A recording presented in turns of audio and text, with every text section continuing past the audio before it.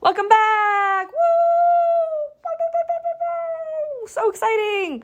Welcome back to Me, Myself, and I, an official confession stand podcast. We have your lovely hosts, Sam Swags, Sarah Carbs, you welcome, and me, Hannah/Spuds. And today we're going to be talking about A Court of Wings and Ruin by Sarah J. Maas. Chapters 11 through 40. It's a big one. Yeah. Welcome back. Welcome back. She's a doozy. Mm-hmm. Girl is thick. But I'm glad we did it this way. We went with a lot of back and forth that we were going to split it up into 5 sections. But the reality is this section, as beefy as she is, It's so boring. Is so boring. In all due respect, it's all important stuff. I don't think we're going to cover all of it because not everything I think is. I don't want to say relevant because that sounds mean. A lot of it is set up for the rest of the series. Right. You're seeing interactions with Elaine and Azriel and Cassian and Nesta and stuff that's going to come into play that Hannah and I know in Silver Flame. Yeah. So it's not as pertinent to the immediate, which is what makes it feel so long, in my opinion. Mm-hmm. And I mean, there are a lot of really great nuggets thrown in there. Yeah. That, I mean, it wasn't unenjoyable reading it, but rereading it, I was like, oh.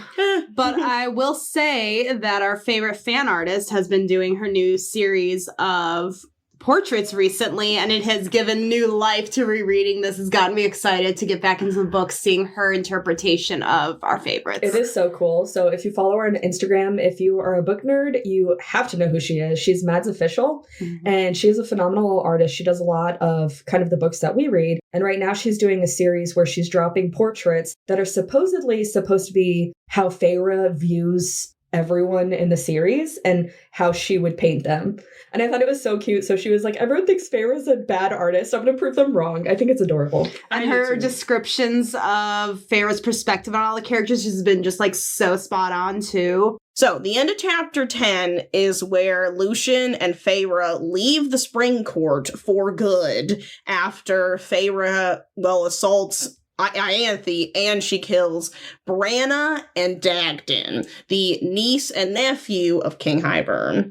So King of Hybern, because we don't know what his fucking name is. That's right. You know what? Yeah. Mm-hmm. Yeah. That got me good. I have my thoughts about all that. I think we talked about it in the last podcast. I can't wait to do a whole other episode where we just talk about I have so many theories. Watch his name be like Jerry with an I. Not very Sarah J. Massey, but we can I don't know, just to kind of bring him down from lofty heights. I always, what's so funny? I just think of Bowser. Bowser? Yeah. Or in Zelda, the King of Hybern there. I've never played Zelda. Neither did I. Oh my God. Mm-hmm.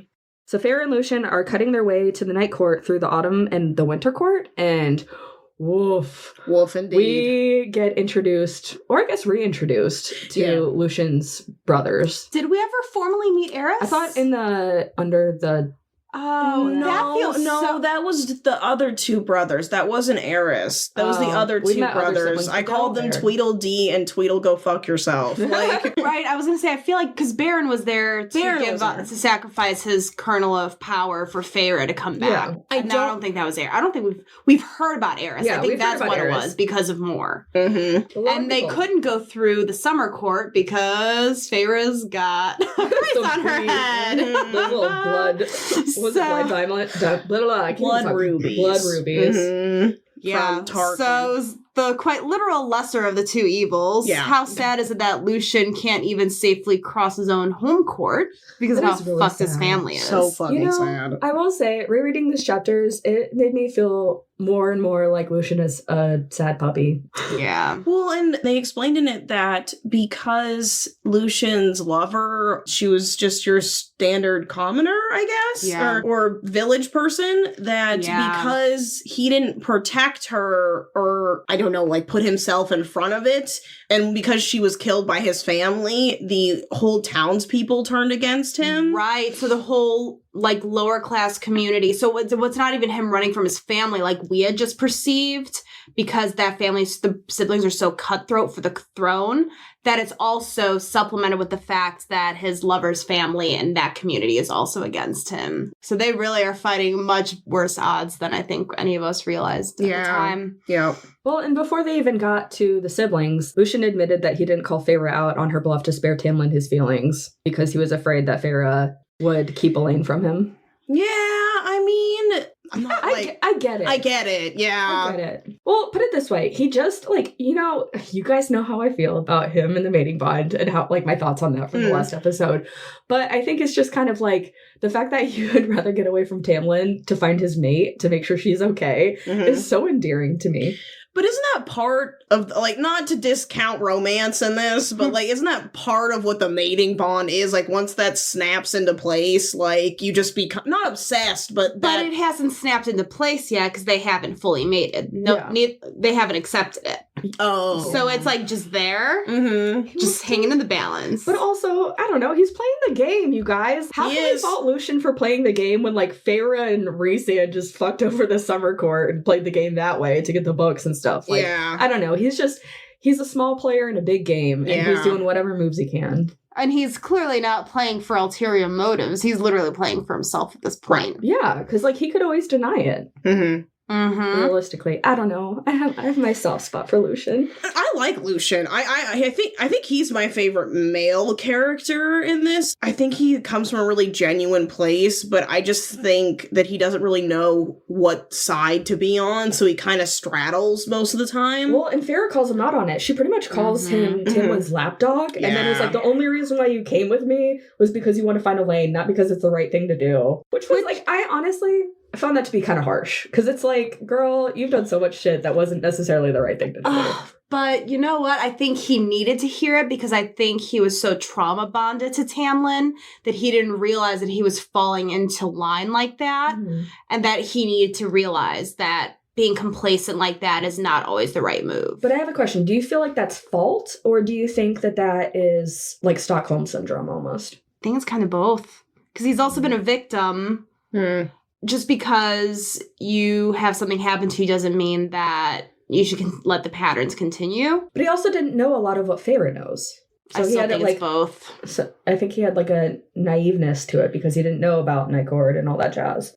And honestly, I think that him watching what Tamlin did with the cauldron and giving up her sisters and all of that jazz probably was a very rude awakening that he wasn't prepared for. Well, and we know that both Tamlin and Lucian were not prepared, like that were very blindsided by Elaine and Nesta. I know they're idiots, but I think that if we're going to put it down to brass tacks or russet tacks. I don't know the difference. Oh my god, I went to film school. I don't know the difference. Explain it to I just did russet because it's like a metal. They could talk about his eye being rust. That was really just me being dumb. It was a lame joke. It was a really lame joke. I feel really stupid. I have no idea what you're talking about. The point I was going to make is that I think Lucian is a survivalist. I think he is playing the game for himself right now. I mean, I think he has people that he's cared about and that he's bonded with, but ultimately, like, he's playing this game for him because when he's played for other people, it has not worked in his favor. Honestly, though, I admire that in him. I do too. That's why he's, like, one of my favorite characters, for sure. Yeah. What? Stop it. I know. Oh my god. I want to make sure I'm going to put that on repeat. I said this the other night when we were drinking. Now I have it on recording. It's very fitting for you, isn't it? Oh my gosh, I love this so much. You know what? We're going to stop talking now, and we're going to move on to things that are important, like Feyre and Lucian getting caught by his brothers. Not once, but twice. The first time was in the Autumn Court, they caught him in his old, like, hunting cavern thing that he used in a cave or something that he used to sleep in. And I think they got away, didn't she like throw her power at them or like throw fire in their faces or something? And that's how she got away because they weren't expecting her to. Yeah, but they were still recovering. The reason why they had to walk through everything was because she was still drained of power because of Dagden and Branna. That's right, because they had Feybaned they'd been Feybaning her and Lucian and everybody. So I think that was her first little sputter of power back to distract them, throw them off course, and get out. Which was extremely dangerous because they did not know that she had firepower, which their daddy will not like hearing about. So that was extremely dangerous that they did that. I mean, I don't think they had another choice, but it definitely opens the door down the road to, will they tell their dad? Will this come up again? It probably will. So I like this section of Wings in a Ruin where Feyre and Lucian can kind of actually have their one-on-one time without outside sources kind of feeding into stuff. Like, obviously his brothers interfere and they're going through some shit, right, and she's very weak right now and there's all this stuff going on. But I feel like it's kind of their time to talk it out and kind of forgive each other for whatever. Air their grievances. Yeah, they get to air their grievances. And it's nice because it's almost like two friends who've been in a really big fight who get back together and they're like, look, I'm not happy with you and I know you're not happy with me, but like, we have to make this work. And like, I'm going to tell you all the things that I hate about you right now so we can get over it and move on. And survive. Get out of the situation that we're in. And we just read 10 chapters practically of her putting on this act, and Lucian also putting on an act because he knows there's something up with her, but he won't say anything because he wants to see Elaine again. Because he's a fucking fox. So they like. I mean, Rhysand would do the same thing. Oh, 100%. It was extremely alleviating to have them finally be their genuine selves in front of each other. Yeah, like for the first time. good and the ugly, right? Almost. Like they could be genuinely angry with each other and say the shit that they've had in their head, and can just put it into open air. It was definitely like getting out that catharsis or pent up anger and energy. And it was just very releasing, which I think kind of makes when they come to the Night Court just more of a releasing, more calming feeling. You know what? Yeah. It also makes them a little more patient with each other. I think so too. Like, that's the biggest thing is like, I don't necessarily agree with you all the time, but I understand what you're going through. And you're going to have patience through all this. I'll do what I can to help, but I'm not going to open doors for you. You know what I mean? Like, I'm going to give you the key to the doors and you got to figure out where they are. It just makes me so sad because I feel like when they do make it to back to the Night Court, back for Feyre to the Night Court, there's kind of this era of what next? Yeah. What do we do with him? How do you feel about, like, she's going to defend him to an extent to everyone else because of their relation, because they had a relationship before Tamlin fucked it up. She's not going to let that just completely fall to the wayside. And I think they all commonly don't want to keep a mate from his mate. Yeah. You know what I mean? True. Like, but also we'll get into that in a little bit. Well, and I think Rhysand has sympathy for Lucian considering he was in a very similar situation. But you know what? They handled it really well. They set boundaries. And they kept him, and it's not like they kicked him out or were going to abandon him or do anything that he didn't deserve, I don't think. They just didn't roll out the red carpet for him. Right. Which I think is completely fair. I think the other harsh part about that whole section, too, for Lucian, I don't know if you want me to jump ahead or not, but I think this was Lucian's first time letting it sit in that Feyre really doesn't love Tamlin anymore and that she genuinely cares about and loves Rhysand. That's a good point because he didn't know about a lot of that. And there's no way that he would have known, especially with Rhysand's history. Yeah, like his history and kind of his reputation for mind control and stuff like that, and not knowing that Feyre necessarily could do these things and only having kind of slight glimpses of it when they were caught training that one time in the woods. He just kind of lives on a hill of naiveness. And not by choice, but he also, I think, is one of those types of people where he'd rather pretend that everything is fine than admit that things are wrong, and he has to question everything that he's ever known. I always wonder, because we don't really see much of Lucian after he gets to the Night Court. He's kind of off doing his own thing. And then he has his own mission. Yeah, and then he leaves to do his own mission, which we'll talk about in a bit. But I often wonder, like, if he regrets it, if he misses Tamlin or the Spring Court. I mean, he saved him at a pretty low time, and I often wonder, we don't really get to see that side of Lucian, or maybe he's just more concerned with establishing a relationship with Elaine, or... You know what? He might, though, after seeing everything that happened in the Cauldron, or with the Cauldron, he might see Tamlin finally for a totally different being than he ever thought he could. Yeah. So maybe it's kind of both. Maybe part of it is, it's almost like when he goes off on these tasks, he needs to busy himself so that he's not kind of hovering over Elaine, but also grieving over his friendship with Tamlin and realizing that a lot of that was built up as in his head as a fantasy and it's not really what it was.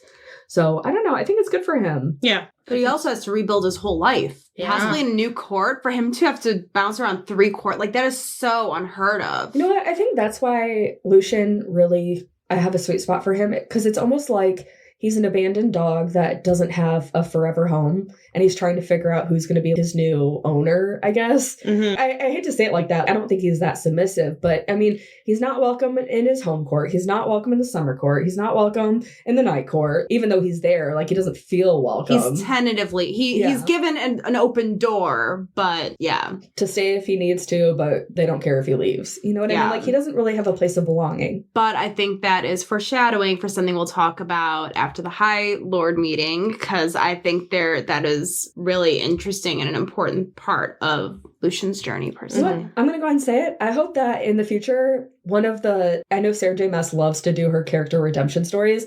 I hope Lucien gets his time. I do too. Whether it be with his mates or because I mean, honestly, I pointed out that there is a section early on that talks about what happens, that it is possible not to match with your mate. And hearing them talking about that in the book, we haven't seen a failed mate yet. And we need to.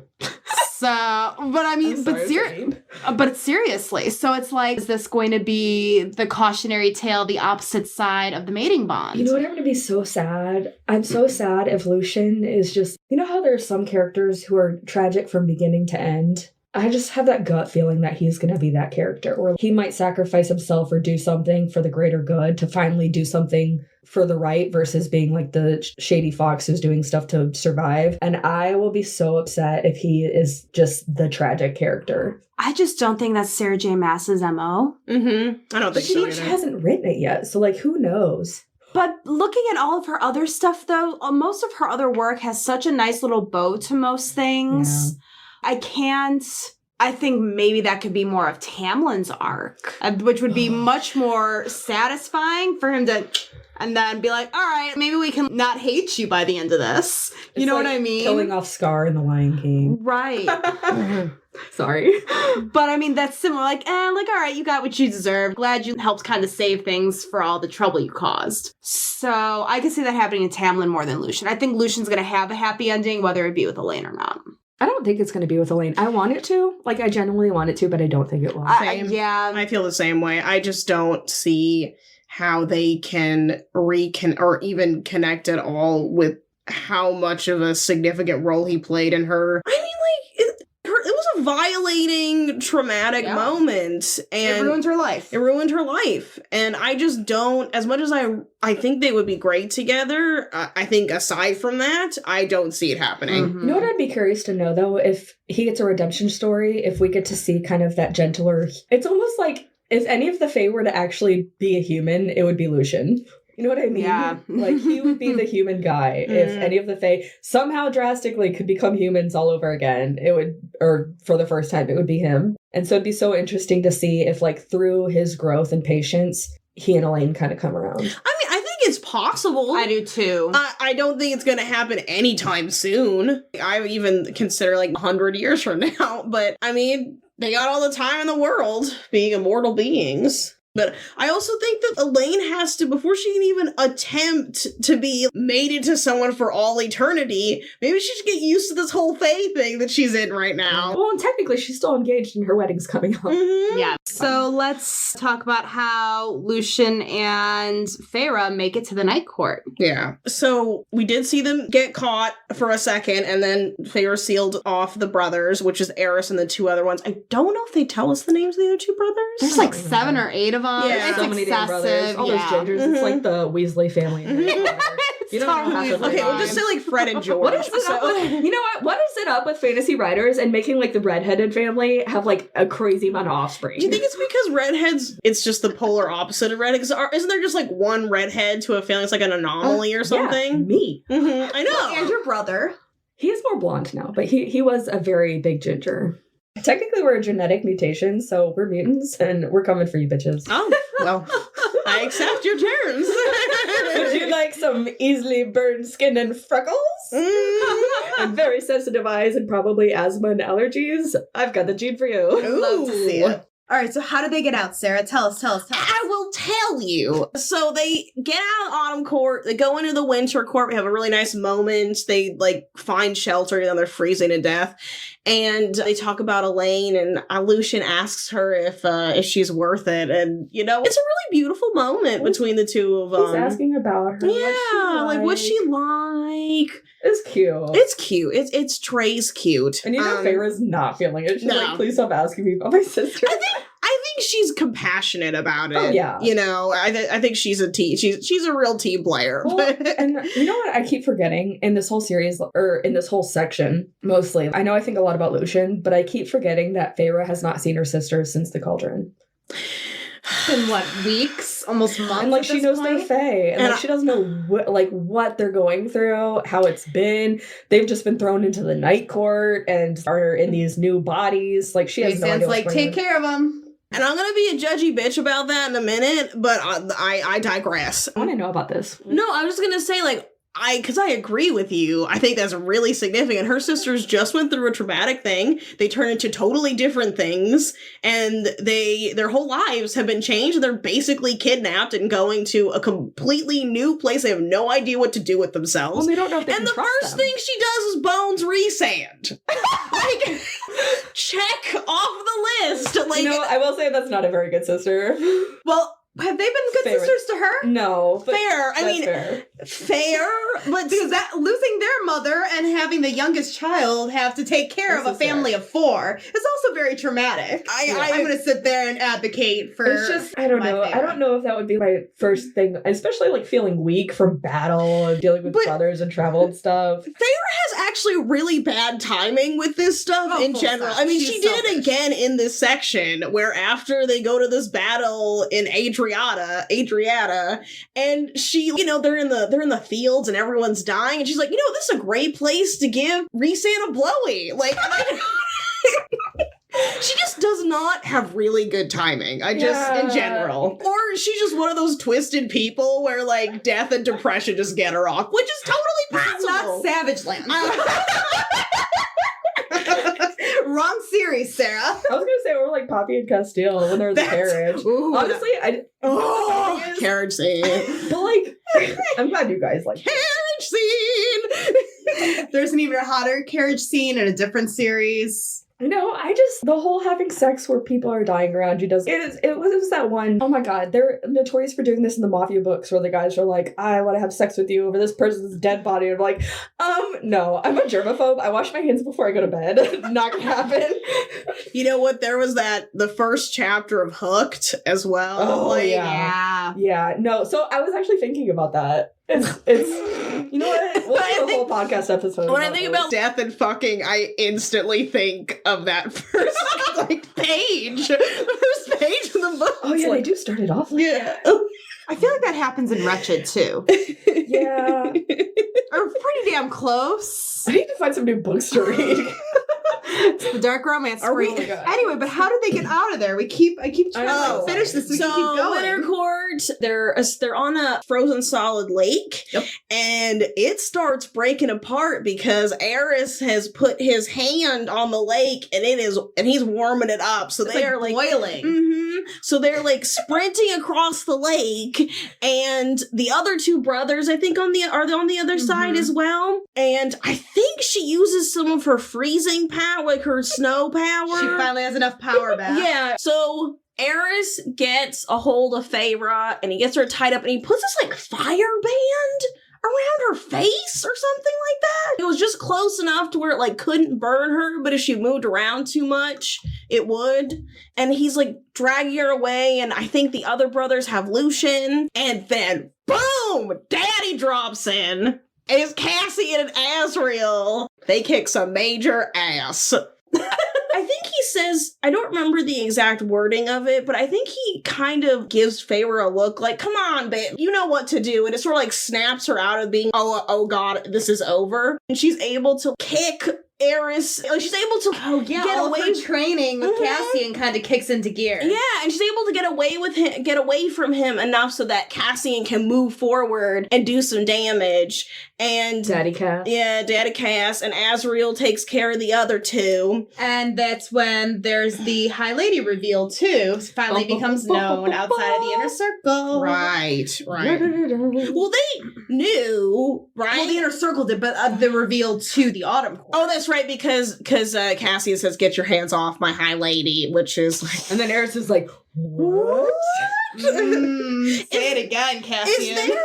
And I don't remember if they discussed this politically. Can other High Lords, is there like a line you can't cross when it comes to High Lords and stuff like that? It technically isn't a war. Yeah. Oh. So he pretty much was like, if you put any damage on her body, you have just started a war with the Night Court because she is the High Lady. Boom, boom. Ba, ba, ba, ba, ba. I mean, it would still probably mean a lot even just being mated to Rhysand too, like fucking with his girl, but it's just that extra like icing on the cake of it. Yeah. I do have to say, as they escape, I definitely, and this is more for like the future, but I definitely lolled at the fact that it was Az carrying Lucian out. That's adorable. I was like, yes, let's start this tension off right. I can just see them holding each other but looking in the opposite direction. Lucian keeps having to hit his eye, so it goes that way. Yeah.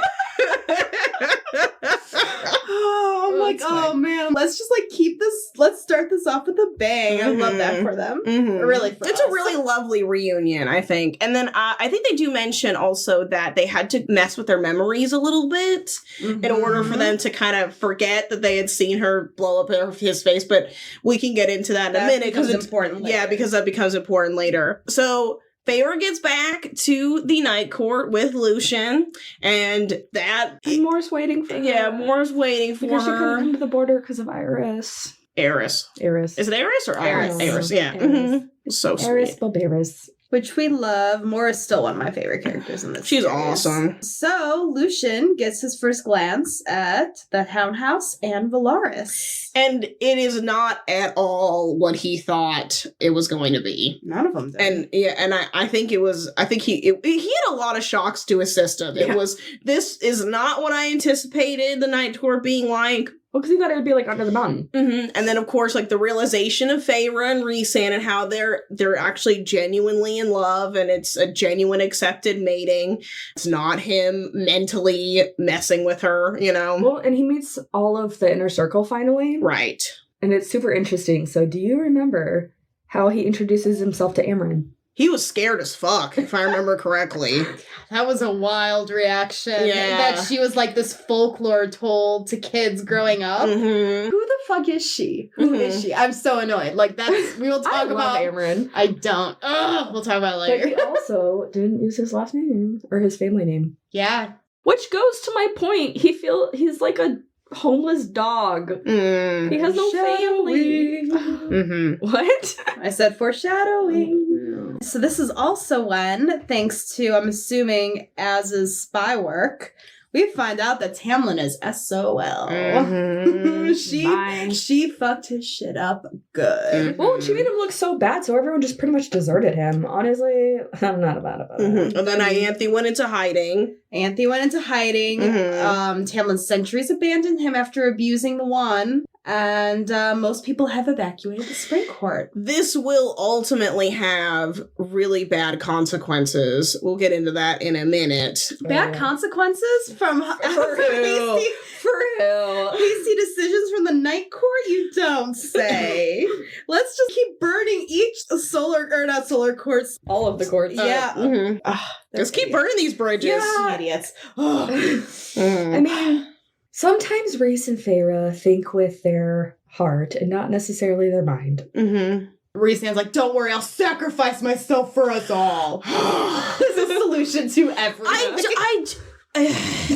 Rhysand's insecurity makes me And hero complex makes me furious. But also, we didn't even think about it, is that the last time Feyre saw Asriel and Cassian, they were both on the verge of death on their own ways. Yeah. So for Cassian to be there with his wings, that he is healed, but still reworking those muscles. Yeah. It was a huge deal to see. Honestly, but what? You know what? So, like, I know you mentioned earlier where he kind of gives her a look and he's like, hey, get it together. You can handle this or whatever. I think seeing him healed up to the extent that he was kind of like I feel like it had to have given her more energy because she might have been thinking the worst and not knowing what the state is. And so it's kind of a relief. So it's like, oh, you know when you release stress and you just kind of move on and you have this burst of energy? Yes. Also, Durian went back to hybrid. Yep. I don't know how I feel about him. I still don't know. I feel like that's the one, I think, problem I have with this book is just, there's so much backstory about him and not a lot of information about his current motives. He's just all over the place and it's really hard to follow because he's not constantly present.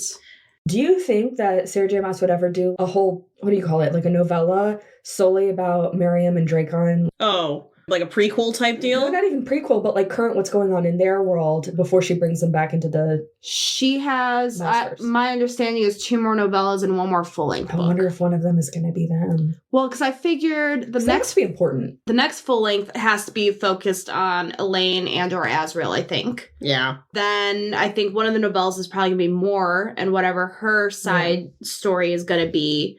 And then the other novella could either be Tamlin or something else, or maybe Lucian, or something with that, because, well, we'll get to Tamlin later, but yeah, his story is kind of funky too, after a certain point, in my opinion.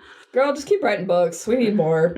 Yep. I was gonna say, I had kind of a realization when I was like rereading this section, because I'm kind of skipping ahead a little bit. But, you know, Asriel talks about the story of Nephel when he's training Feyre. And he talks about how Miriam was insistent during this battle with the Dark Queen. She was insistent on everyone had to get out before she did. So she stayed behind for all these humans. And it made me realize this is probably what Jurian loves about Miriam, is she really cares about people. Like she was a warrior. And at the end of the day, he was a warrior. I feel like I've misjudged him in the sense, like, when I read that part, I was like, you know, I bet this is why Jurian is so obsessed with getting Miriam back. Like, I think he sees her as an equal, and I just think he doesn't, I think it's his sort of mental grasping of what a mating bond is for himself, I think. And he put her on a pedestal, too. Yeah, absolutely. Because of that. And it was just that much more crushing that he thought Miriam was going to be at her side, but she was kind of abandoned by him. That's why she fell back in with Dracon. You know, I actually keep meaning to ask you guys this, because this is something that's kind of bothered me. I've always wanted to talk about it, but I feel a little insensitive. So one of the things when it comes to Miriam, I don't know how long a half Fae would survive, but I'm assuming longer than a human. Yeah. When I see these like half Fae or like human Fae relations, like, it's not gonna work. You're gonna outlive this person. And I wonder, not that I'm saying that Cassian gave up, like, I know he's really hard on himself about not saving Nesta from becoming a Fae. And not that he's anticipating being with her, but we definitely saw the makings in the last book of their sort of chemistry. If there's sort of a twisted gratefulness to Nesta becoming a Fae now? Honestly, yeah. I agree with that. I don't it's never said, and I don't want to assume that Cassian, I'm not going to say, like, if he wasn't completely damaged like he was, or completely hurt the way that he was, that he wouldn't have, he's like, oh, you know, I'm not going to fight for Nesta because I really want her to be a Fae and I want to hit that, you know? But I think that's an interest. So something that I always think about when it comes to Nesta and Elaine turning Fae, which I think is evident in Lucian's reaction and realizing Elaine was his Fae, is that mating bonds are supposed to be rare, quote unquote. Here we've got 3. Okay, potentially 3. But, so it's this theory that it's supposed to be for the strongest. There is like a reason, like it's like a fate type of thing to bring these people together. So what are the odds that these men were fated to these women, or possibly fated to these women, that they had to turn Fae? So was this always part of the human design for them, that this was eventually going to happen to them? Yeah, like in Fate's strings. Right, or... They were going to become fae, is that what you're saying? Yeah. Possibly. I'm just playing with it because that also happened with Farah. So think about Rhysand when... when she was in the human realm, it was very vague. Like, it was very fuzzy. She crossed over. The bond became stronger. And that, you know what I mean? So, like, maybe there's something to it that this was always going to happen one way or another. I see. Gosh, what if... Oh, this just gave me goosebumps. Should I close my ears? Is this... No, it's Okay. not a spoiler. What if... So we see a lot of humans becoming fae and they're becoming mates. What if there's this interwoven design in Fates where a lot of the humans were supposed to become fae and that's why there are not a lot of mates? Yeah, but I think the act of being human to fae is very rare, though. Well, I know, and I think that's why mating is rare. Like, do you see what I'm saying? Do you think that because mating is rare is because a lot of the humans are mates to faes, but they will never know because They're human. they're humans that live below the wall? Because, in other Sarah J. Maas universes, fating is a little... Fading? Because mating, mating, same thing. Mm-hmm. A little more common. So we're back in the night court. Farah gits it on with Rhysand. I was just gonna say that. Mm-hmm. Steamy little Priorities. reunion. And then she meets up with her sisters. Mm-hmm. Honestly, my heart hurts so much when she sees her sisters and seeing the state of them. Especially Elaine. Yeah, that was really depressing. Of course, Nesta's was not Nesta. great. Like, She's Nesta. Honestly, I thought it was going to be worse just because, I know, right? I thought it was going to be way worse, but I think her coldness this time around almost felt worse because it was so like, okay, whatever, bye. You know what? Like, I think her coldness worked in her favor though. Yeah. It was just kind of like, well, this is my new reality. She's definitely accepted it. And I think that's a really important thing about Nesta is... You know, somebody, it's the same thing when she was a human and she accepted that her dad wasn't taking, she's like, this is what it is. Right. Nesta's a really unique character where she, as weird as it sounds, because she is so resistant to so many things, she actually goes with the flow. She lets life happen. Yeah, exactly. Like, she doesn't fight against life. I mean, she's stubborn to a fault about certain things or, like, people, or she kind of makes up her mind about things, but she doesn't allow the difficult things that come to her to completely take over her life. Mm-hmm. Like, she's very interesting. She's a really interesting character. I mean, she's not my favorite because she's just not very nice, but No, and but she's growing on me. She's not a likable character. I just don't appreciate once you get through Silver Flame, like, you don't have to like Nesta, but you can't deny your appreciation for her and her story. Mhm. And I hate the people that are hard pass or like obsessed. You don't have to be on either side of that spectrum, and I don't think you should be. It's very in my great. opinion. But I can see why, like, Hannah, you're the Nesta of the three of us. Like, but you connect with her in a way that I can't do that. You know, I think I understand why certain people really like her as a character or become really obsessed with her, because she isn't an Elaine or a Feyre where they're, like, brat. Well, Feyre's a brat, right? She's like Yeah, Do we she kind of think is. she's a brat? Yes. She's like a deviant brat. What was that quiz thing? She's totally a brat. Doesn't matter. Like, and where Elaine is like the stereotypic kind of like Disney princess sort of vibe. Like, I feel like we always see those female tropes, characters. Yeah. And to see Nesta in this more leading role, which is someone we don't often see in these types of books or settings, is really complex. Yeah. It's because it's like you don't like her, but there's a mystery to her. It's funny because like there are so many times you dislike her, and then there are moments of her where you're like, oh, I kind of like that. Yeah. You know what I mean? You're like, she's you don't really know how you feel about her. very redeemable as a character, I think. Very, very redeemable. And I mean, I'm looking forward to getting to know her more through these series. I'm looking forward to her to like soften up a little bit. But yeah, no, It's a long climb. I'm like, it's a good thing she's immortal because I know it's going to take a minute. So like, I just got all the time in the world. Yeah, You exactly. might relate to her stubborn ass, though. I do in many ways. Like, The person who doesn't like change. I am just saying that I appreciate her. But she's not likable for me. Yeah. But I'm going to be really stubborn about that. How about that? Well, I'll be a let's get into Nesta about fucking Nesta. You're being such a Nesta. So, but one thing that we notice is she is emitting an insane amount of powers. It's there. It's so, but you know what? That's so intriguing to me because it's like, Nesta's the one person that you don't necessarily, because like she's the one who gave up on her family back in the day, and now she fought this cauldron and she's taken something from it, and she's emitting this really creepy power that we don't exactly know what it is. And it's like Nesta, of all people, the one that we thought was a doormat when it came to like putting forth any effort into anything, and she was capable of doing this. It was unexpected. Yeah. I remember reading that. I remember reading her transformation into a fae and thinking, you know, they described her fighting with the cauldron. And it's just like, of course, Nesta would fight with like a magical being that has no, you know what I mean? Like, she wasn't going down. Yeah, exactly. Like, even if it's like this magical old school entity that has no face. Yeah. She's going to fight whatever to maintain some. Nesta just doesn't care about anything. It's impressive, but so yeah, depressing. you know, there's that great line. Relatable, it's fine. I think that's why Amryn connects with her so strongly, especially in these chapters, and she says that great line because Nesta just straight up asks her, why do your eyes glow like that? Like, no shame, no fear. Like, whereas like Lucian's shaking in his fucking boots, like bowing to Amryn.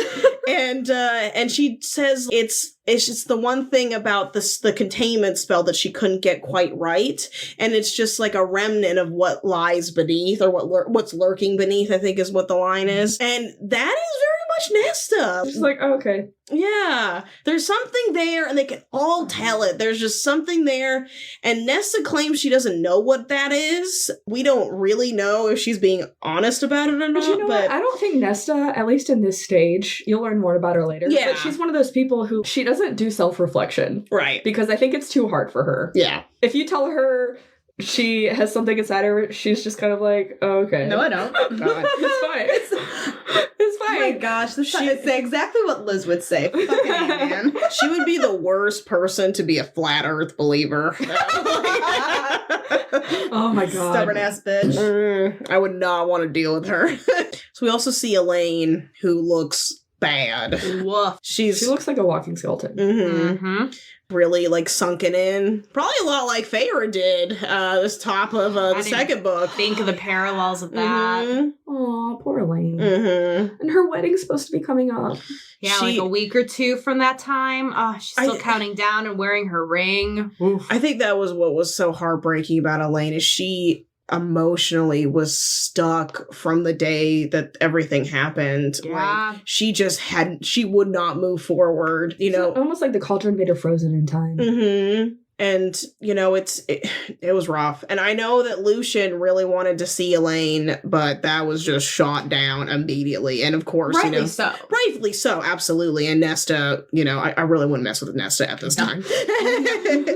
Cassian won't even mess with Nesta. But she her just saying she wants to go, like, you know, Rhysand was being so patient and so I'm not saying that she has to be nice to him because of what's happening, but Nesta gives no fucks. No. I mean, with Elaine, he was asking her, like, can we get you anything? And she's like, I just want to go home. Oh. Like, it was heartbreaking. So, I got a little choked up reading it. Well, yeah, and then Rhysand kind of gets involved to keep Lucian away. Mm-hmm. They let him stay close by, but he's not allowed to see her. They're working on a system of making sure Elaine is in a more stable place before letting them interact, which definitely needs to happen because, I mean, who knows how she's going to survive at this point. Yeah. You know what's so funny? Lucian in this situation, it's not like he's a prisoner because he can come and go as he pleases, but he's also kind of a prisoner in the same sense. I know, right? Where it's like, it's a weird gray area. Yeah. We also go to dinner with everybody, and Nesta goes, and she looks hot. She's so mean to Moore. So, like... But wait, I love the line right before that where, because Rhys decides to try to get a meeting going with all the High Lords, and then Cassian says about Nesta, I just can't stay away. Oh, okay, because they're flying, and Feyre's asking him about Nesta. And, like, what's with that tension? Or she's right. Like, she's being a fucking, like she's a meddler, or what do you call it? Busybody. Yeah, she's being a fucking busybody. She's being nosy. And you know, it's sad to see how much Cassian blames himself or like still holds responsibility for what happened to the two of them because he so much made compassion. yeah, and he felt so guilty that he didn't do anything, even though he's like literally no wings, like which we know is one of the most sensitive parts of Illyrian's. He's Illyrian, right? Mm-hmm. Illyrian's bodies, and he's like stabbed and bleeding out and dying, and he still thinks he should have done something. Like it really showed a different side of Cassian, I think. And then of course his just like can't stay away from Ness is just.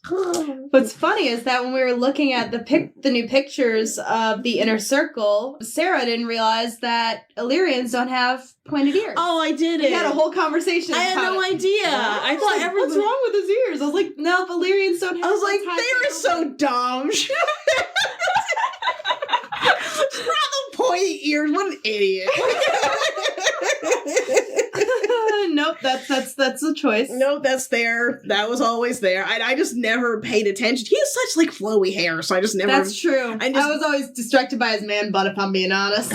I was distracted by all everything of else. I don't like wings. You guys know how I feel about man buns. However, Cassian, his can stay.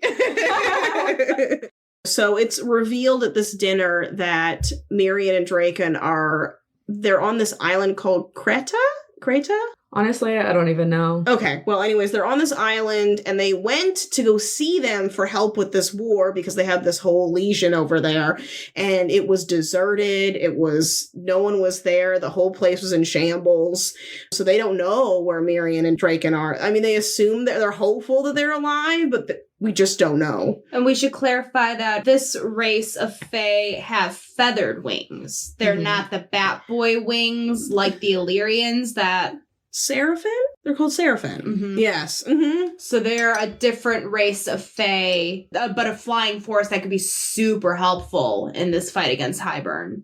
Yeah, so they're nowhere to be found. Yeah, not a great start. Also, Rhysand, much to Farah's dismay, was poking around the human continent to figure out where the queens were and seeing what Hybern's up to, and she like loses her shit. That was kind of funny. Well, I think knowing Rhysand's hero complex. Of course he was gonna do it. Right. If he had gotten caught, he would have just been like, take me for my people. Like, you know what? I'm going to defend Rhysand. No. The boy needed something. He needed something to do to keep himself busy. Fair. So he's going to sacrifice him? Actually, you know what? This sounds like a very Rhysand thing.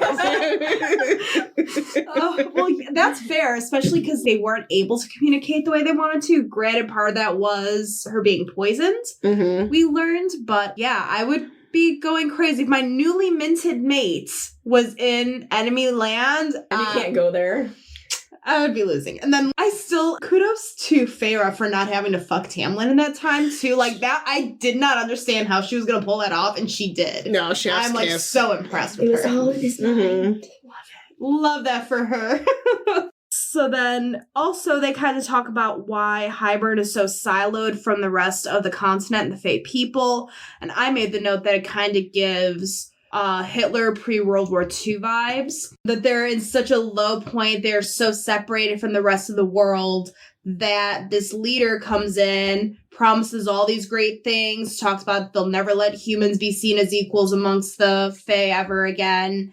And that they're just brainwashed in the propaganda, like you said. Yeah. I also think about the Civil War a little bit here when it comes to how humans were a part of their infrastructure and how they played a big role in, slavery Labor. and labor. Well, and to now lose that workforce and have to do, I know it sounds elitist, but they've lost all of that and they feel hurt by it. In their own way. And I agree with you. Like Hitler's one of those people who definitely took advantage of people's perceptions that were already like bad around Jews and gypsies and stuff like that. And you have to also take into consideration the population that wasn't necessarily for anything, but had to because of situations. Yeah. Or where they Or lived. forced into it. Yeah. It's like my life could be as bad as that, but I'm not going to fight it because I don't want my life to be as bad as that. Right, exactly. So, he's taking advantage of manipulating a whole mass of people and promising something that's really awful. But, I mean, he has, 100,000 soldiers is what Feyre found out? Arms are outrageous. Outrageous. And in this, they, while they're learning about Hybern and kind of getting an update from Rhys, this is when they start to kind of put the books to good use, trying to figure out how they're going to fill the holes in the wall. This is more, I feel like these next chapters are the filler and the building up of what's to come. As well as sending out invitations to all of the High Lords, including Tamlin, and to have a meeting. And this is to discuss the war, maybe create alliances to try to fight against Hybern. And they need to, they've burned so many bridges. They need to build up the people that are actually in the inner circle now. And it's funny because Nesta has these powers and Amren's like, you guys have got to train her. And Feyre's like, absolutely not. And Amren kind of puts Feyre in her place. It's a little funny. And Nesta's way more down to help than I think Feyre anticipated, which is why Feyre was so hesitant about it. She's like, fuck no, she's not going to do this. Feyre and Nesta's like, let's try. Yeah, I got nothing better to do. And we're like, She was, however, not a fan of the other idea, which was they wanted Nesta to come to the High Lord meetings to do a testimony about what happened to her in the cauldron. And she was like, absolutely not. But you know what's funny? Yeah. Do you remember what Amren said to Feyre? What? She said that she was acting like Tamlin. I know. I died. I was like, woo, girl. I felt like you could hear a pin drop, And of course, Moore, being the wonderful person that she is, she demanded Amren apologize to Feyre. Of course she didn't. Of course. It's Amren. No wonder why she loves Nesta so much. BFFs. Right? Oh, but I love her so much. I mean, it's brutal. There is some brutal truth. It's truth to that fear that's... You know what? Amren's thinking like a commander. She's like, we have this person, and she's the one who kind of explains that when Nesta went into the cauldron, she took from the cauldron, which is very rare and probably not something that anyone thought could happen. And so Amren's like, we have this huge force that we need to use to our advantage, and we'd be really stupid not to, especially with all the bridges that we've been burning and things that we don't know are going to happen. We don't know what's going on in Hybern. We only can see what we have so far. Right. We don't actually know what he has. I think it's important that they address, too, that the inner circle was pretty miffed about, again, Rhysand pulling shit and not telling them that Feyre was High Lady. Yeah, Cassian mentions that when they're training, as he was really upset about not knowing that. And it's gotta be hard, especially when Rhysand shut down Valaris and became Amarantha's fuck buddy, it's gotta be hard for them to be left in the dark like that constantly. And it makes me mad because at least with Under the Mountain, they knew what he was doing. And so they didn't like it, but they respected it. And so the fact that they didn't have that, he didn't give them that same respect in this situation is a little infuriating. Especially her going back not only to an ex, but an abusive ex like that. Hoping that all of a sudden she can finally read and that she has enough hold on her powers to defend herself is scary. But she's pulling a Rhysand, which is I'm going to do this to protect you guys, even though it's going to pain you terribly to lose me, and you would rather problem solve something else. But no, it's they didn't lean on the inner circle, and that's what the whole inner circle is for. Yeah. Which was kind of stupid. So one thing to highlight is that Feyre is embracing her shapeshifter / Illyrian side by learning how to fly. So not only is she still going back to doing her regular warrior combat training with Cassian, but now she's supplementing with flying training with Azriel, who is the best match for training her based on his tragic, awful upbringing and not him having to learn how to fly later in life as well. They're learning in and out, and I guess the biggest takeaway on it is that after a few sessions, she's struggling, and he is honest with her. He's like, you're probably not going to be able to be ready for the war, but bigger things have happened. Other, miracles have happened before, and I think you training up until the very end is going to be in your best interest. Foreshadowing. Yeah, absolutely. So that's really all we have to... It's important to mention, but that's really... We'll get into the backstory of the example later. Yeah, there's not much more to say about that. It's just important that she's just kind of exploring different facets of her ability. Yeah. She's got to build up somehow, because she can't just be ready for war. Right. And I do like that, because wings are part of her shape-shifting abilities. It's not like she just naturally knows how to fly. I feel like when we see characters in movies and books and stuff, it's just like, whoosh, I have wings now. I can fucking crush it. So it's nice to like see this sort of hill she has to climb. And it's also, I was very excited that we might get to know Asriel a little bit better. We don't. We don't. We don't at all. He's still a shadow. He talks maybe 2% more than he normally does. Jeez Louise. Don't. So let's go to the library. Yeah, we love libraries. Yeah, especially since we know Rhysand do too. I was gonna say because Feyre knows how to read now, but like, so I didn't know Nesta didn't know that she. That was such a really sweet moment. Was it sweet?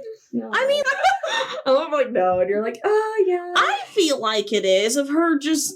I feel like Nesta doesn't often admit when she's wrong about something. So, I mean, not that she's wrong per se, but for her to, I feel like that's opening up and that's very telling of Nesta, her being a little more vulnerable. Not even that. She just actually is like, oh, information that I don't know about. Yeah. Even for her to admit that to Feyre, I think is a really important moment of Nesta. Like, I feel she's just one of those people who doesn't often let down that shield and be a little more vulnerable. And I just... Nesta vulnerable? Never. I'm just saying, I thought it was a nice Unless moment. she goes to rehab. I just thought it was a nice moment. So it's fine. Nestas can come around too. We meet, how do you say it? Clotho? Mm-hmm. She is a high priestess. Poor woman. I know. Talk about tragic. Story. So she was assaulted by men and they mangled her hands past the point of even magic being able to fix it, and they cut her tongue out. So she couldn't tell people like who did it. Not that she, even though Rhysand could have gotten it out of her head, she refused. She didn't want to. You know what? Kudos to Rhysand for not going into her brain. But, you know, I think they found it because the men bragged about it, didn't it? And more and more hunted them down. But Rhysand didn't violate her more by going into her head. Right. Mm-hmm. Which... And I really love the symbolism of the library being that sanctuary, even for Rhysand, him understanding people needing a safe space. We can keep talking shit about Rhysand's morally question. I don't hate Rhysand. I don't hate him. I don't either. I'll always like fall back on him, but he's not at the forefront of my favorite book boyfriends. He's definitely my favorite. And Rune Dannon of the Sarah J. Maas. Oh, Rune! I love that book. And honestly, all the men in Throne of Glass, it just depends on my flavor. I like them. Oh. Lorcan. Oh, you know what? Lorcan is my favorite Throne of Glass daddy. Fucking love him. Love. And Dorian. You know, it's fine. We'll go on. The Throne of Glass men are just the cream of the crop of Sarah J. Maas is what I'm saying. There's a flavor for everybody. Point is. And all of them are mine. Exactly. The Neapolitan of book boyfriends. Love it. Anyway. So that was distracting. And they were doing research for what in the library exactly? Just more cauldron and wall stuff. More I cauldron. gotta figure out what the hell's going on. Yeah. There's only so much of those shady ass books that talk back at Feyre are going to give them. Right. But the symbolism of the library being a sanctuary and that being really important for Rhysand to give his people, I really love and appreciate from him as a survivor of abuse like that. Oh, and we should talk about, so one thing that is kind of glazed over is that there is this creature that lies at the bottom of the library. Yeah. Which is like, okay, and then on to the next chapter. It scared the shit out of Cassian. Like, he got one look at that thing and he like, right back up to the top. Like, it scared him more than Nesta did. That's bad. His threshold is high, Yeah. but that creature is high. Nesta, creature of the deep library. And then they decide to go to the bone carver again. Yes, to ask for help with the war. Because their idea was, why don't we tap into all these crazy magical motherfuckers, see if we can get them on our side. So all not these a bad idea. weird Amaran characters. Let's do it. I mean, it's valid. I thought Ancient AF magical Honestly, thing. It's funny because I feel like it's so powerful to reach out to these ancient beings and stuff, but also I feel like they were grasping at straws because they have nobody else. Yeah, I mean, they're on the struggle. Well, because it's just like they're probably lucky they got them imprisoned in the first place. I know, Honestly, right? I just love how they're like, we'd rather go back to the bone carver than to spring court. Seriously, that doesn't work out. It's fine. This is Plan Z. They were showing back up the spring court. Hi. How y'all it's me. doing? I brought muffins. Like, I'm the problem. It's me. So they go back to the bone carver. Mm-hmm. And what's really important, which I think there's going to be a lot to talk about in the later books, is that the prison we learned about on an island outside of the main continent of Prithian. Like Alaskar. Alcatraz? Alcatraz. No, I don't feel so bad about what'd you say, the russet? Oh, the russet. Instead of brass tags, I said russet tags. We were talking about Lucian. So I think it's really important to note that we kind of go into the history of the prison, that it used to actually be a functioning island with beasts and creatures, and even high fae used to live there, which I think foreshadows things that we've talked about, which we won't go into right now. But then they get down to the bone carver, and this is the first time that Feyre pieces together that the little boy she's been talking to is her firstborn. I feel like she should have noticed that sooner. Honestly, the first time I ever saw the bone cover, I was like, "Oh, that's her kid." You caught on to that? I did too. Because it talked about his eyes, and I was like, "That's Rhysand." And everyone was like, "Oh, it's Rhysand as a little boy." I was like, "No, Come on, people. Why would she be seeing him as a little boy?" So she pieced that together. But I mean, okay, she was so in denial about even wanting to like be acquaintances with Rhysand. I also am not surprised. Mm-hmm. Yeah. She, like, wanted nothing to do with the fucker, and she didn't want to think that she would ever actually like him, let alone want to procreate with him. Spoiler alert. Mm-hmm. So, that proved opposite. Mm-hmm. Anyway, so the bone carver does all these fucking riddles about Nesta taking from the cauldron that make no fucking sense, but now we're piecing together that she really fucked up the cauldron when she went in. He's explaining the universes and possibly where he came from. He talks that he has 3 siblings, or he's got 2 siblings, there's 3 of them total. One of them is The Weaver. The Weaver. Mm-hmm. And the other one is been since abandoned to a lake on a continent. He doesn't give us the name of this sibling. No, but I think when we had talked about it, we all assumed that it was the creature in the library.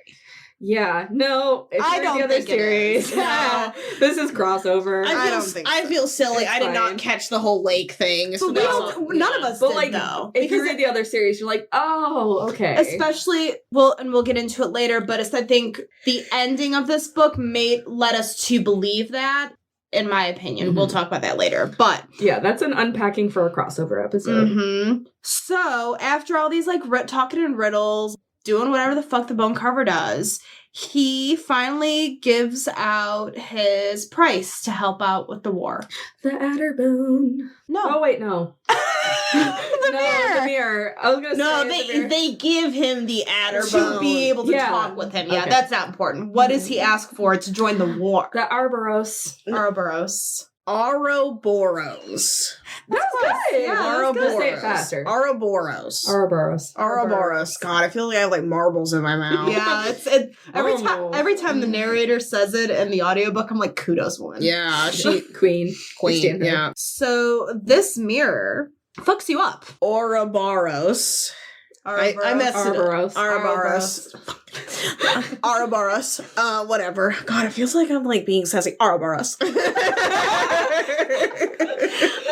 Is Kier, and Kier is Moore's daddy. I mean, real dad. It's her dad.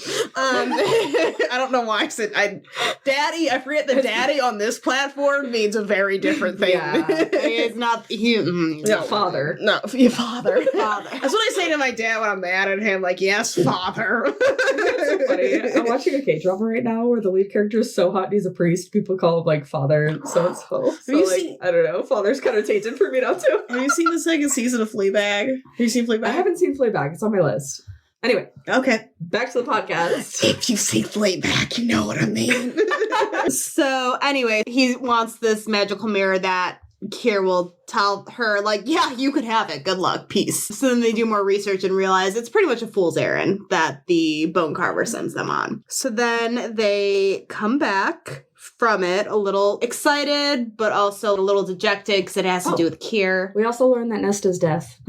We learn that Nesta is death at the bone cover. Yes. Big deal. Like, you know how, because like we've been touching on that Nesta is like, has taken something from the cauldron. And I know in a previous episode, we talked about how it literally encompasses death and this ulterior, I don't even know what you would call it, this crazy being of death. It's like, I don't even know how to explain it. I thought it was lame, but that's just, I understand what she was going with it, but I didn't like how it was described, because it's, the cauldron's sort of that intersection of life and death, creation and destruction. It's this sort of in the middle of where all life comes from and where it takes away from it. But yeah. It reminds me of a black hole. Yeah, like a black hole. It's just that I love black holes. Where it's from, but it's from the creation of a star collapsing in on itself. It's just this sort of natural phenomenon, and it's just like, oh well, she's death because death is. You know what it is? A personification of. What's interesting is like when you say it like that, I think that's something that gets overlooked when they say she took from the cauldron. It's almost like she's become part of the cauldron. Yeah, I definitely got that vibe. I know it sounds weird, but it's like she took the cauldron's identity a little bit. Little thief. Mm-hmm. It definitely, I think the one thing that's important to note about the cauldron is there is a personality there. There is like thought, and there is... It's its own character. Yeah. Because, not that it's like got a personality, but it's its own entity. You know what I mean? Like, but it has thoughts, it has wants, it has frustrations, I guess is not, it's not the word I want to use, but I think it's important to note that there's, like you said, the cauldron is a character all on its own. So yeah, we learn about all that. They come back. And Elaine is spewing shit. Yeah. She makes a really interesting comment that says, I can see so far now, all the way to the sea. That is scary. Mm-hmm. Elaine, something is wrong with you in your little depression. Yeah. I don't know, which is also just not a characteristic of Elaine's personality. No. Like I know that she's very depressed right now, but to have her say something like that, I don't know. You know what's so funny? Her saying that, though, made her such a more interesting character. 100%. Because now she has this complexity to her that she never had. No, and I love it. I love it, too. I'm so excited to see, because they kind of pieced together after some incidents that she's a seer. Mm-hmm. And that's so fucking Which cool. Is like, it's so amazing for Elaine, because she was such a dull character.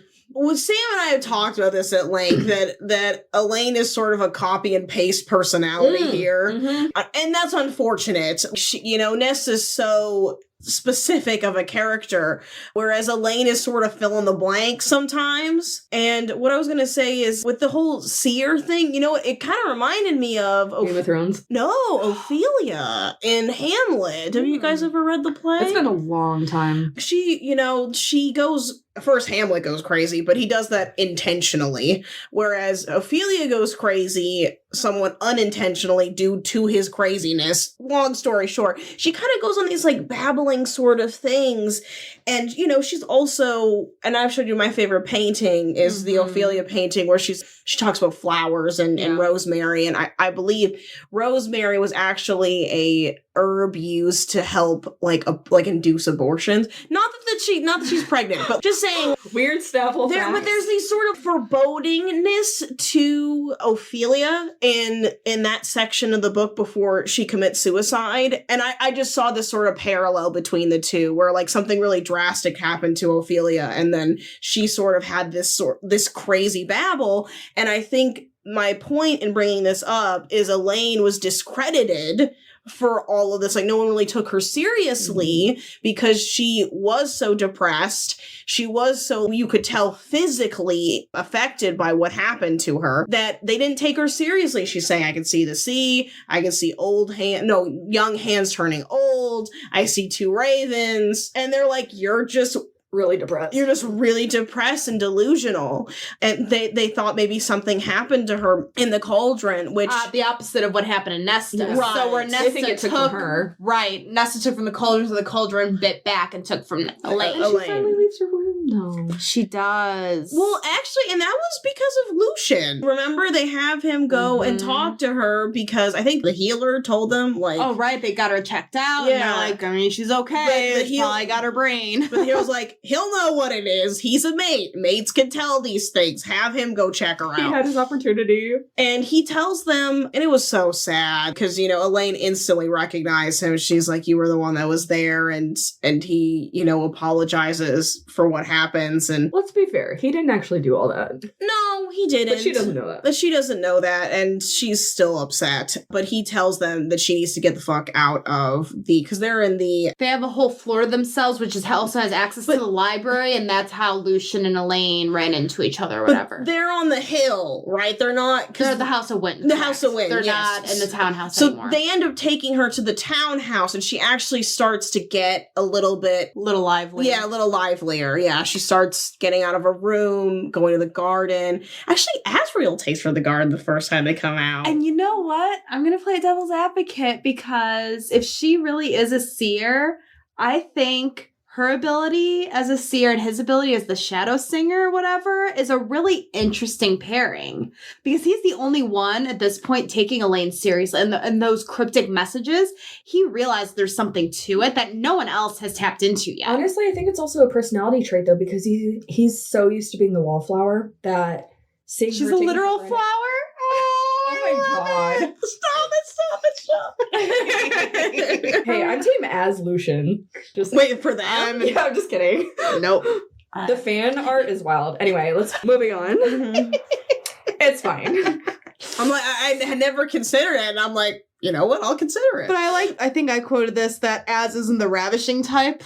We'll see how that passes. You know what? I think the boy's freaking sheets. I am like, I would bet money on that. I'd put a couple dollars on it. Man, if you think Silver Flame gets it's spicy, the quiet ones. It's the quiet ones you need to look out for. I'm just saying. I don't know. I think Az is a freak. And you know what? Even Farah agrees that Az and Elaine would be a cute couple. I think he'd be very generous. I think that they'd be better mates. Mm-hmm. Yeah, she's like she doesn't hold that back. She totally is digging with Rhysand about the like, why can't they be together? And, like, she just wants but it's kind of creepy though because Cassian and Azrael are his brothers, and then to be hooked up with their actual sisters, that just seems very incesty. I love it. You know what? It's not. It felt like super high schooly to me. Honestly. Yes, I bet. Yeah, but I still love it. I love it. Sarah J. Maas and her bow. And of course, you know, it's just I don't know. It's very Emma of Farah. Yes. Like, I'm gonna be matchmaker. Like, I'm in love. Everyone else gonna be in love. Yeah. Because she's digging with Cassian and Nesta, and she's like planting the seeds. Well, like, you know, no, she's like. Well, Farah also goes into Lucian's mind and finds out that that's how they had an encounter in the library. Oh, right, because they were creeping to make sure that everything was going okay. Yeah. And yeah, Lucian just walking on those eggshells around her is so hard to read. Mm-hmm. Well, they thought he was going to take her. She was concerned that he might, take her. But I don't know. I don't feel like Lucian. I personally didn't feel the way about Lucian. Maybe I didn't either. I don't know. I thought that was a little dramatic. Yeah, for I don't think he would. Farah being dramatic? No. Well, no. I think it's a load of bullshit. I think she was genuinely curious and just, like, she just nosy. Busybody. She's a little busybody. She's a little nosy. She's a little nosy Nelly. So then she finally, her morality finally kicks in and is like, fine, I'll never do it again. Yeah. So that's like the second or third time she's done it to Lucian specifically. I know. She is like, you know what's so funny? She feels like she has no boundaries when it comes to him, which is kind of messed up. Yeah. It's little Miss Do-Gooder. So these next couple chapters are pretty heavy. Yeah. In regards to the Court of Nightmares, and we really see Rhysand's true colors, in my opinion. And yeah, who wants to start? Well, I'll start because you guys can fill in, unless you want to go, Sputters. Okay. So they go to the Court of Nightmares. The whole purpose of this is to request from Kier to use his forces for this war with Hybern. Based on previous previous agreements for the Night Court on who rules what. And isn't it also to get to the Ouroboros? Right. Well, that's sort of secondary, and they kind of slide that in at the end. Yeah, that happens. That supports that, but the goal was they were trying to rack up their armies right now, and based on previous treaties, the Court of Nightmares is still kind of its own entity, right? That functions outside of the rest of the Night Court. So Reese show who's boss. Well, and Kier certainly, after the last time they were in the Court of Nightmares, if we remember correctly, Reese messed up Kier's hand pretty bad because he called Feyre a whore. Isn't this also when he finds out that Feyre is the High Lady? Yes. Officially. This time, yes. This time around. She wasn't the first time around. She was just the person who succeeded. Oh, because if they come back and there's only one throne and Rhysand's like, you won't make this mistake again. That's right. There will be two for us. She sits on the throne. He sits on, like, the arm of it. Love it. Power move. Let's go. And there was, like, 3 or 4 people who were trying to reach out to her mind. Okay. And she just, she told them what's what, I tell you. Well, and we find out that Kier's sympathetic to Hybern. Wait, Kier asks if he's going to sacrifice his army, he wants access to Valaris. But it's restricted. I mean, let's... Well, but he doesn't want Valaris for himself. He wants to do it as a middle finger to Mor, who ruined Kier's life. Ooh, those damn women. Wanting autonomy. I want to be bred like cattle. How dare she? So then, Rhysand, knowing that Kier was going to have was going to try to pull something, ropes in, of all people, and might we add, Mor, Cassian, and Azriel are all in this meeting along with Feyre and Rhysand, brings in Eris. Yeah. I'm getting emotional right now. Just like knowing... Obviously, there's a lot about Mor we don't know. But what we do know is how, we know she was beaten terribly. She was engaged to Eris. She fucked Cassian. They called off the engagement. She was beat to an inch of her life. And Eris did nothing. And Azriel was the one who found her. So we know those details of that. And Eris doesn't necessarily, because it's confronted, he is confronted about this when he shows up. He doesn't necessarily say that that's not true. He just said there were other things in place that he could not speak to. Which I can understand that there's more, that maybe there's something in Mor's story that she doesn't want to talk about. But man, am I going to fight on her fucking side until that comes out. And I'm going to stick a middle finger at Eris until that, because maybe Eris is a better person in the long run, but I'm not willing to concede to that until I know the details. You get the vibe that he gets a redemption story. Well, we don't really... He will too, I think. Yeah, I think he will absolutely. He's the only... he's, at this point, the only redeemable person in the Autumn Court. Like, who's going to run the Autumn Court? Right. Someone has to be better than Baron at this point. He's the worst.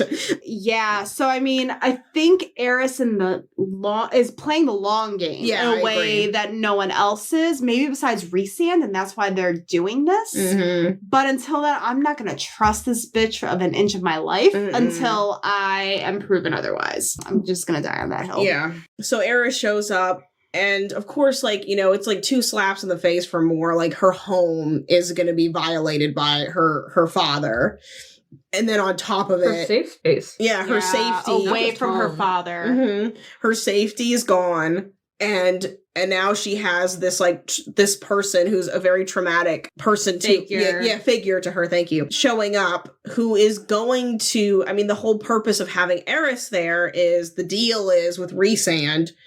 This is why it's so heartbreaking, is Rhysand made a deal with Eris to help him ascend, to support his claim to the Autumn Court throne, if he and he'll assist them in this. He'll put a good word into Baron to try to rope in that support for the war. Yeah, to have the Autumn Court. But what's crazy, that still blows my mind, is the only reason why Rhysand is playing this hand is because Eris blocked off the memory-altering spell or whatever the hell Rhysand did on them. So Eris has that nugget of information that Feyre has all of their powers. Well, 2, and we find this out afterwards as well, Azriel got caught. Oh, right. Azriel got caught spying, but then also Eris still remembered what Feyre did, even though Rhys thought he wiped his memory. Mm-hmm. So Rhysand's hand was forced, and obviously he picked, after everything, he's obviously going to pick his mate over his cousin. But man, was that a fucked up couple of chapters. I feel like this is a good example of a time where he could have pulled more aside, explained everything that's happening, and she would have understood. Maybe she wouldn't even have gone to the nightmare. I mean, obviously, she would have protested, and I think that's completely valid, but he's the night court dude. He's the head of sorry. He's the High Lord of the Night. He can do whatever the hell he wants. Right. But so why does it matter? Like, why does he have to put her in this situation? Blindside all of them in the process. Yeah. He did not have to do that. No. I don't know. And I think I don't understand him on this. He thinks it's the better thing to do. But I'm like, she is literally having a fucking heart attack. I mean, not heart attack, but like, she's free. Yeah, she's having a panic attack in front of her father, who she's, she wants to maintain this sort of power dynamic with him where she feels like, I mean, like she can murder her dad anytime she wants to, no consequences. That's true. Mm-hmm. Maybe she should have done it. I agree. I fucking agree. But anywho, Baloo, it's just, I really dislike Rhysand for this type of decision making, because this is the shit he did with Tarquin. This is the shit he did with the Inner Circle and Amarantha, and the Inner Circle when it came to Feyre staying in the Spring Court. It's like, I'm not going to tell anybody what I'm doing because it's for the best ultimately. And it's just, he has this wonderful support system, and he doesn't trust them, and it's weird. And they pretty blindly will listen to anything he does. Mm-hmm. Or, like, they will always have a discussion of it, but they'll always default to him at the end. Because, Sarah and I have talked about this. Of all, like, the found family stories that I've read in the past year, the Inner Circle is easily the most toxic. There is no work-life balance, and it is so fucked, and I cringe every time I read it. I made the comment with her the other day. I'm like, I feel like the worst male friendship group is Cassian, Rhysand, and Asriel. Because they don't know anything about each other. And they're like total dudes though. Yeah, but they don't talk about their insecurities. They're just like, this is what Az does, this is what Cass does, this is what Rhysand does. These are the stuff, we're not going to question it or challenge it. This is what life is. This is how they behave. And we're just going to deal with it. I said that they're more like brothers or siblings in that sense. Yeah. Where instead of being really good, close friends. They probably were, because they would have 300-400 years of a relationship at this point. Probably close to 500 that Rhysand I think they would be talking to each other in each other's minds. Well, I feel like it's one of those things where it's like Rhysand will always win a fight because he is High Lord. And then Cassian will always win a fight because he is General. And Asriel will always do whatever the fuck he does. You know what I mean? They never try to compromise or talk things out. That they're alpha holes? Yeah, all three of them. Am I wrong? Sorry, we gotta move on to the next sorry. section. I'm sorry. I could bitch about this all day, but I'm just saying they're very toxic. Yeah. All of them are very toxic. So then Amren, is like, why would you do this? And they have a whole to-do about it in the townhouse again once they get back. And Moore is devastated, as she should be. Also, Kier they do ask for the Ouroboros. Whatever.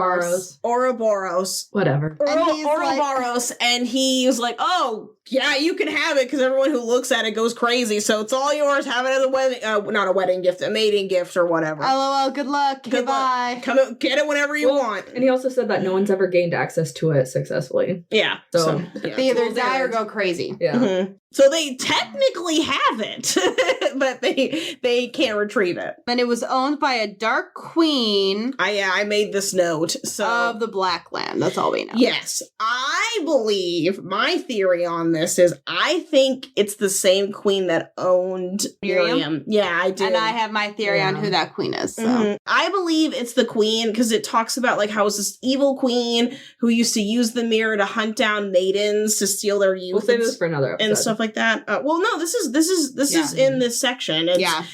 Feyre or whoever the hell talks about it when she's doing flying lessons with Asriel, and they do the whole Nefel story, which is very interesting. But yeah, I know. I do think my theory is it's the queen that owned Miriam at one time, and and started that battle. Sorry, you were talking about Moore's very upset. And Amren kind of calls Reese out on his bullshit. That's why I like Amren.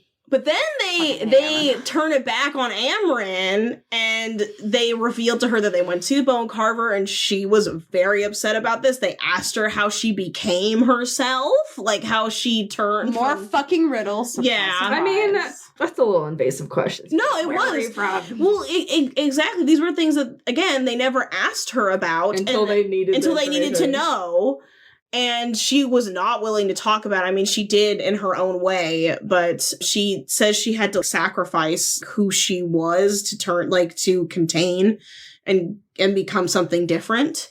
And she didn't have human emotions, attachments and things like that, and like she does now. So she doesn't know if she were to change back how that would affect her relationships with them. So we don't know. Firebird in the sky. And then, as in Feyre training, he kind of tells her that cute, uplifting story of the little, Seraphim that could essentially... She had a malformed wing, but she saved the world. So she didn't save the world. She didn't marry him, but she did. Which is essentially their world. Yeah. So that was a really cute... I'm sure that story will come into play later, because they all allegedly lived happily ever after, so hopefully there will be a full circle moment with that. Yep. And the quote of a greatest weakness can also be a big strength. That's their Nefel philosophy, is what they said. In the Illyrian war camps. So no one is ever truly discounted when they go through it because of that. Right. And then we go back to the library. This is also where Nesta tells, we just talked about this, how she tells Feyre that she didn't know she was reading. I thought this was a very nice moment, but we can feel differently. At the library, they are attacked by two ravens, and these are lackeys of Hybern. So Hybern is in Valaris, which is not good. So and Feyre can't reach out because the library's warded. It's protected. Feyre decides, because she's with Nesta, she's got to protect Nesta as well, and they're coming for Nesta, is what the ravens reveal. And she's like, she has no other option, so she takes Nesta down to see if maybe the monster in the deeps of the library can assist. Oh, but they're going after Nesta because it's revealed that the Mortal Queens got fucked up going in the cauldron after Nesta and Elaine. So the youngest one went in first because she wanted to keep her youth. And she came in old. And she came out old. But young immortal. Turned old. Yeah, but she came out immortal but super duper old. So she freaked the rest of them out. And they were like, nope, not going in there. So she has a vendetta against Nesta. You have to also explain that it made them old because Nesta took from the cauldron. Right. And this was my point about the cauldron being a character in an extent. For it to lash out like this, to feel jilted to an extent, just kind of, that was the point I was trying to make, is that sort of behavior suggests that the cauldron has more knowledge than we give it credit for, or at least that I gave it credit for. So they're after Nesta, and we do run into Bryaxis, which is the monster in the deeps of it's Bryaxis, I'm sorry. And she's the monster in the deeps of the library. And I have to say, Feyre really dodged a bullet, she could have made a much worse deal. I know that Rhysand was a little grumpy about her having a new tattoo. He said he wasn't grumpy about it. Yeah, at the end. He was grumpy about a lot of things, but that wasn't it. It's his own pride, because he's like, I couldn't get to you. Calm down.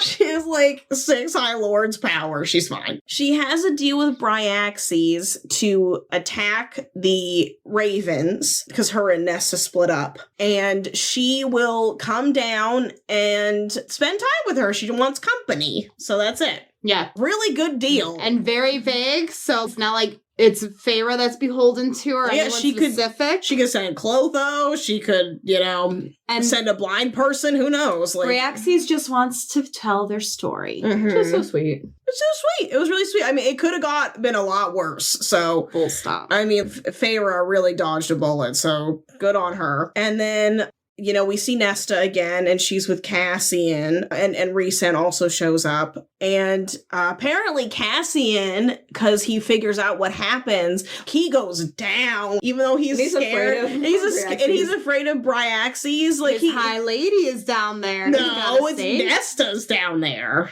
I think it's because because Nesta's Feyre's there, so then he keeps going. Excuse. Right. Yeah. Whatever. Mostly, came for it's just sweet that, he shows up and she's like freaking out and she like goes straight to his arms and it's just like, no, for Feyre, not for me. Yeah, no, go down there, go save her. So no, I thought it was a very sweet moment between the two of them. And then it was also here that Feyre realizes that Elaine was predicting. She pieces together the whole young hands turns old and the ravens arriving and all of that. She's a seer. And Asriel's the one who's like, she's a seer. He's the one that kind of puts a name to the face. And they ask Elaine for more information to see what she can see and sort of take advantage of this ability. And it's around this time that Amren gets a message from, what's his name? Varian. Varian, thank you. The prince of Adriana. Mm-hmm. Tarquin's brother? Cousin, I think. Cousin, sorry, yes. And he warns them that the Hybern is attacking the Summer Court. So Feyre and Rhysand decide that they have to go to their aid. So we get the Illyrian soldiers. We go to Adriana, and Mor gets her little battle gear on. We get to see a real badass, the Morrigan, do some fighting, which is pretty cool. They go off to deal with the Illyrian forces, get them mobile. So then Mor and Feyre go off on their own, winnow in.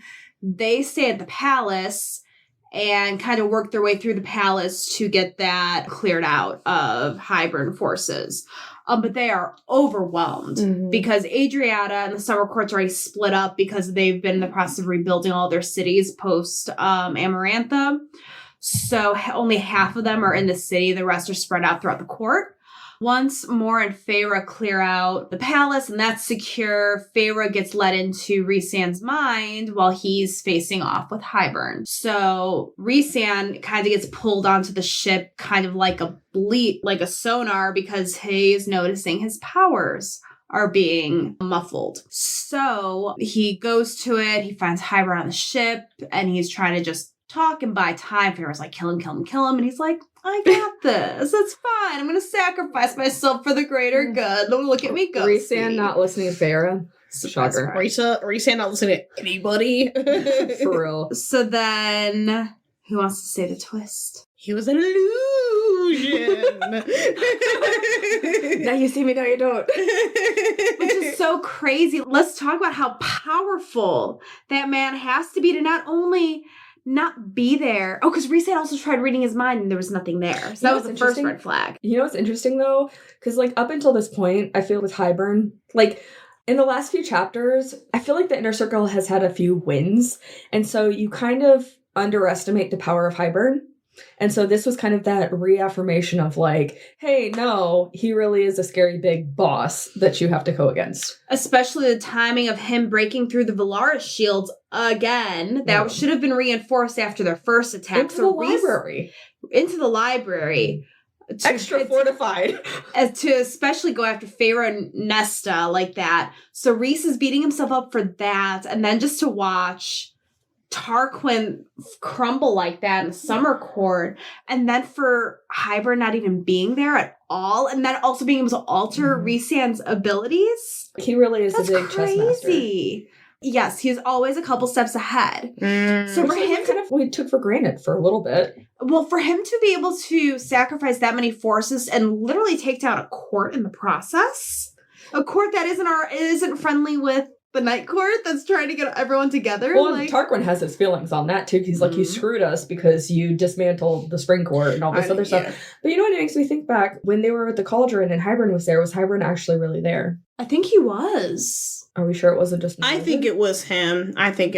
He would have, that would have been the biggest dick waving contest. Like, he would have wanted to be there for that.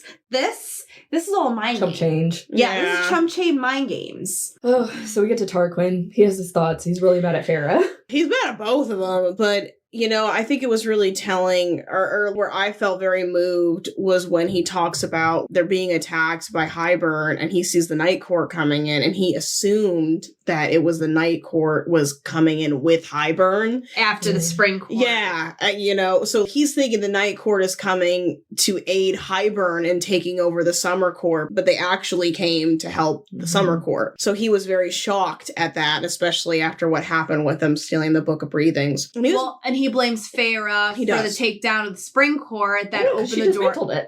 Yeah, that was their ally, and that was what was blocking Hybern from attacking the Summer Court, and it's gone now. So, well, he feels so unprotected. It's like, you already have kind of screwed me over, and I have no reason to trust you now. And like, you're coming to save me now after you've already kind of set me up for destruction. Yeah, it's like the least you can do. You know, thanks, Farah. Like it's like breaking even. It's not making up for what they did. It's just it's just like, oh wow, thank you for the afterthought. Yeah, I'm glad you remembered me now. Yeah, and I think there's this fair point to that, because they didn't ever. It doesn't sound like they ever tried to make amends with Tarquin after he sent the blood rubies. He still have the blood rubies on them. Yeah, I mean, of course, like, Amren uses it as a paperweight, but it sounds like she still maintains some sort of relationship with Varian.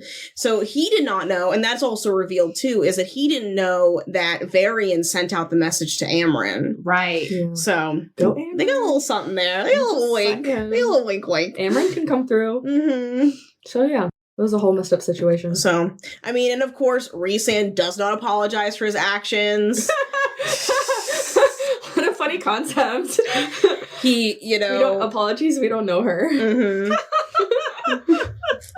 And Tarquin says, get the hell out. So. Mm-hmm. And then, with nothing else better to do, they go back to the bone carver. Yep. After that, because they don't want, after knowing the abilities of the Ouroboros,